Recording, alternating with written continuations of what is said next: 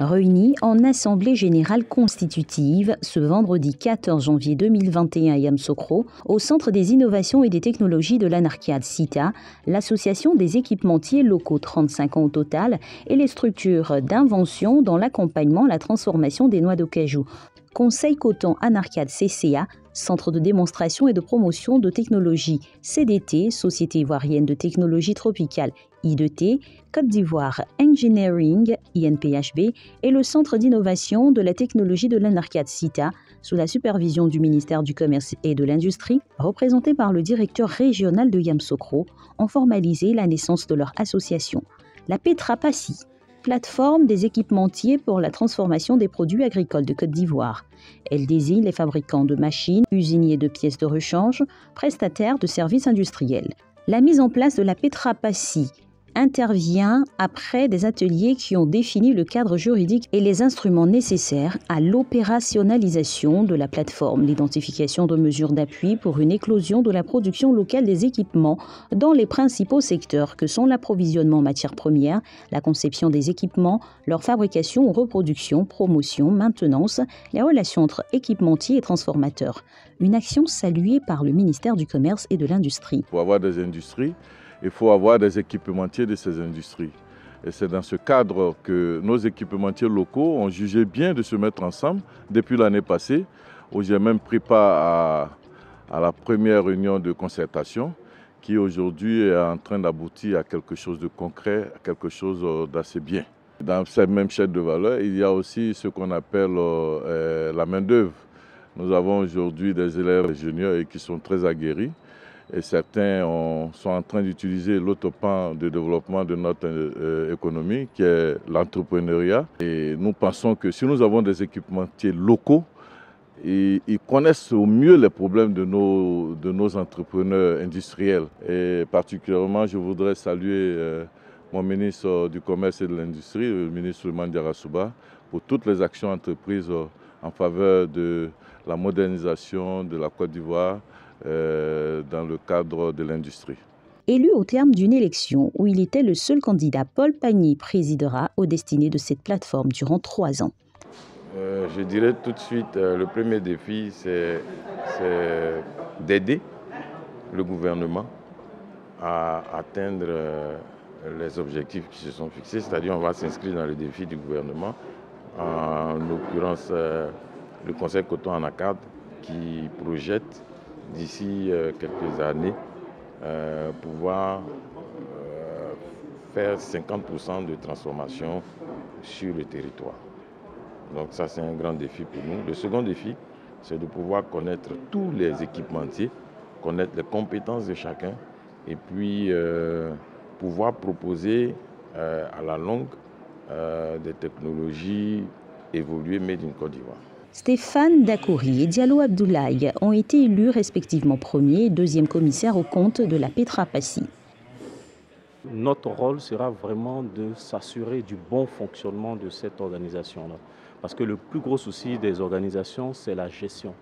Et en tant que commissaire aux comptes de cette association, nous allons faire tout ce qui est dans notre pouvoir, tout ce qu'il faudra pour pouvoir véritablement avoir une organisation qui puisse chercher en premier lieu les objectifs qui lui auraient été fixés. Et puis par la suite, on verra ensemble comment est-ce que cette organisation-là pourra grandir. Parce que le but de toute organisation, c'est d'abord de résister dans le temps.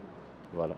Présent à l'ouverture des travaux pour encourager et soutenir cette assemblée générale, le directeur général du Conseil du Coton et de l'Anarcade, Dr Adama Coulibaly, a relevé l'importance que requiert la création de cette plateforme. Dans la dynamique de la transformation des produits agricoles, pour ce qui nous concerne, il s'agit donc de la transformation de la noix de cajou et de la fibre de coton. Alors, sur la noix de cajou, nous avons donc une dynamique extrêmement positive aujourd'hui. Nous sommes premier transformateur africain de noix de cajou. Nous sommes troisième fournisseur d'amandes sur les marchés internationaux d'amandes de cajou. Et c'est donc une dynamique positive. Et pour soutenir cette dynamique, il faut un environnement global favorable. Parmi les éléments de cet environnement figure la production locale d'équipements pour accompagner les transformateurs. C'est tout le sens de la mise en place donc, de cette association des équipementiers locaux dont l'Assemblée générale constitutive se tient aujourd'hui à Yamoussoukro. Avec la production de noix brutes, la Côte d'Ivoire ne capte que 20% de la valeur. Avec la transformation, c'est 60%. En s'appuyant sur des équipements locaux, les gains pour le pays peuvent monter à 80%. Le monde du cajou est un monde restreint. Ceux que nous sommes en train de concurrencer aujourd'hui n'applaudissent pas forcément les progrès que nous sommes en train de faire de la transformation. Pour eux, ça veut dire donc un manque à gagner en termes de matières premières.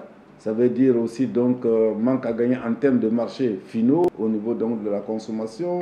Et tout ça, nous comprenons bien qu'un jour ils soient à mesure de dire bon, nous ne sommes plus à mesure de faire des transferts de technologie et que nos unités qui sont donc construites ou ceux qui ont envisagé d'investir soient confrontés donc à la disponibilité des équipements. C'est véritablement un axe majeur dans la stratégie que nous sommes en train de dérouler.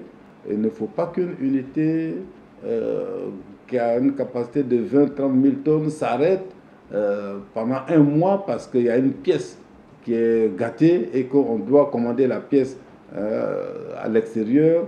Le temps qu'elle arrive, tout ça impacte négativement la compétitivité de nos unités et nous souhaitons que l'environnement global soit favorable à la transformation et comme je l'ai dit tantôt, la production d'équipements localement fait partie donc de cet environnement que nous souhaitons favorable. En outre, tout sera mis en œuvre pour les accompagner.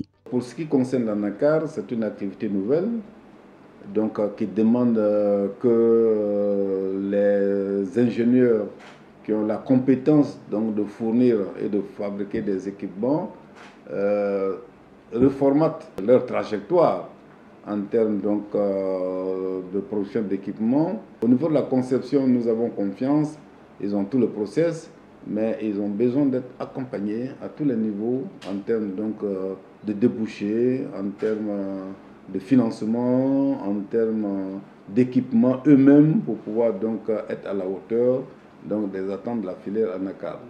Nous sommes le trait d'union entre eux et le gouvernement. Nous attendons donc qu'eux-mêmes fassent leur diagnostic et qu'ils expriment leurs attentes. Et ces attentes seront transmises fidèlement au gouvernement du Premier ministre Patrick Achi, de telle sorte que nous puissions de façon endogène envisager la production d'un certain nombre d'outillages, d'un certain nombre d'équipements qui nous mettent un peu en confort et qui mettent nos investisseurs en confort relativement donc à la question d'entretien donc de leur unité de transformation, la question aussi donc de trouver localement un certain nombre d'équipements qui ne sont pas obligés d'aller à l'international pour chercher la plus petite pièce. C'est dans la joie que le nouveau président et son bureau ont reçu les bénédictions du directeur général du Conseil du coton de l'Anarchiade. La production de noix brutes de cajou a connu une évolution spectaculaire depuis la réforme de la filière.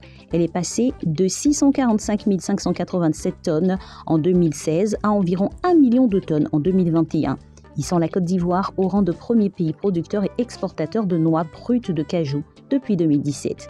Dans son ambition de transformer plus de la moitié de la production, dans un futur proche, le gouvernement ivoirien a mis en place plusieurs mesures de soutien à la transformation, dont la subvention des amandes brutes, la mise en œuvre du projet de la promotion de la compétitivité de la chaîne de valeur de l'ANARCAD PPCA, avec l'aménagement de 4 zones agro-industrielles, la mise en œuvre du Centre d'innovation et de technologie de l'ANARCAD CITA. Ces appuis ont contribué à améliorer la qualité de noix brutes de cajou transformées de 40 583 tonnes en 2016 à 34 842 tonnes en 2021.